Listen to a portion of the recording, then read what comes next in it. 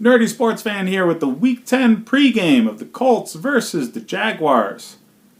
Now, neither team's really doing their greatest this season. I wouldn't expect either one to be playoff contenders. Because of that, this is going to be a very evenly matched game. It's going to be pretty fun to watch. And they're very, very differently built teams, so that's really going to be the intrigue behind it.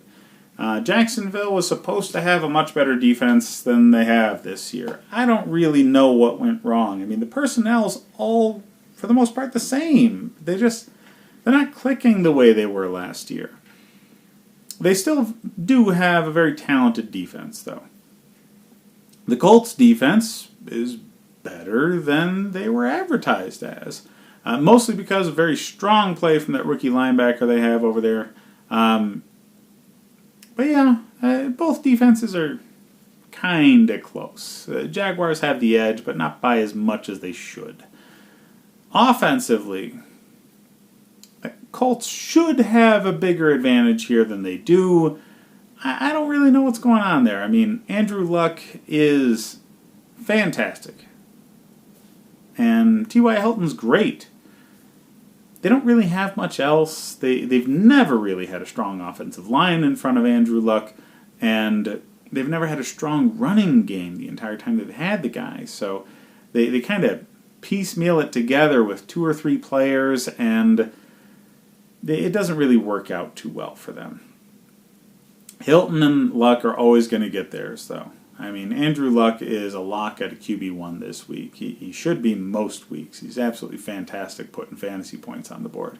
And Hilton is a lock at a wide receiver 1 for the exact same reason. There's not many other lock players in this matchup at all. Fournette is back in play for Jacksonville. Now, they've been waiting for this guy to get healthy. It's his first game back, though. So don't get too excited. They also traded for another running back to help shoulder some of that burden. I would expect Carlos Hyde and TJ Yeldon to be involved in the offensive game plan enough to really damper expectations for Fournette. So from a fantasy football perspective, I know it's tempting. I'd leave him on the bench at least another week. See if he's healthy. It's really high risk of injury in the first game back, always, especially with a nagging injury like what Fournette's had. So leave him on the bench. I know it's tempting, but because of that, there's no solid fantasy plays on Jacksonville at all.